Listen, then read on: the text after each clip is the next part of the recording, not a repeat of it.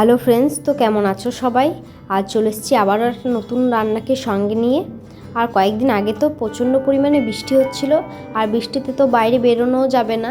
আর বৃষ্টির দিনে মনটা চাই সবসময় কিছু একটা খাই। তো আজকে আমি বানিয়ে ফেলেছিলাম চিকেন পকোড়া। খুব সহজ পদ্ধতিতে বানিয়েছি, তাই ভাবলাম তোমাদের সাথেও শেয়ার করি। সবার প্রথমে এখানে আমি বোনলেস চিকেন নিয়ে নিয়েছি।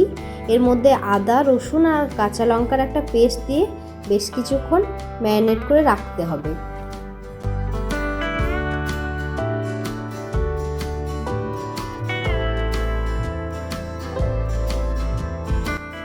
এরপর কিছুক্ষণ পর এর মধ্যে এক এক করে পরিমাণ মতো লবণ, গোলমরিচ গুঁড়ো আর কিছুটা পরিমাণ বেকিং সোডা দিয়ে আরও উপকরণগুলো একে একে দিয়ে নিতে হবে।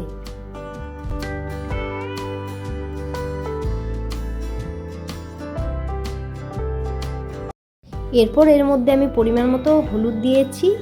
বাড়িতে যেহেতু খাচ্ছি তাই ফুড কালারের আমি ইউজ করিনি, হলুদটাই ব্যবহার করেছি।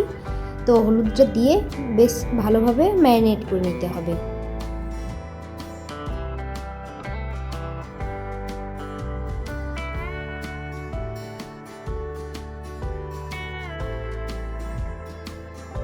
ভালো করে ম্যারিনেট করা হয়ে গেলে এর মধ্যে 2 চামচ মতো এখানে আমি চালের গুঁড়ো নিয়েছি, আর নিয়েছি 3 চামচ মতো কর্নফ্লাওয়ার।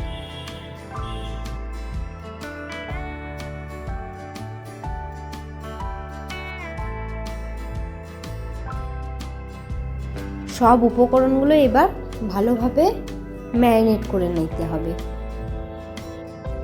যেহেতু কর্নফ্লাওয়ার আর চালের গুঁড়োটা দেওয়া হয়েছে তাই এটা একদমই ড্রাই হয়ে যাবে।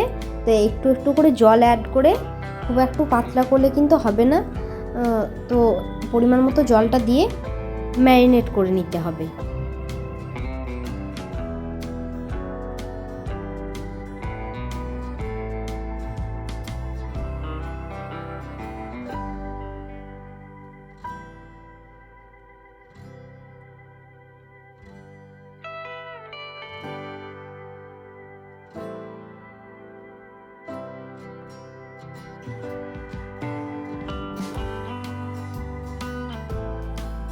ম্যারিনেট করা হয়ে গেলে এটা 30 মিনিট মতো ঢেকে রেখে দিতে হবে।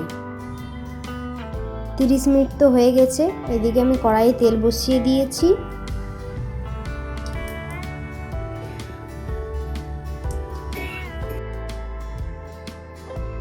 তেলটাও গরম হয়ে গেছে, এবার টুকটুক করে ফেলে ভেজে নিতে হবে।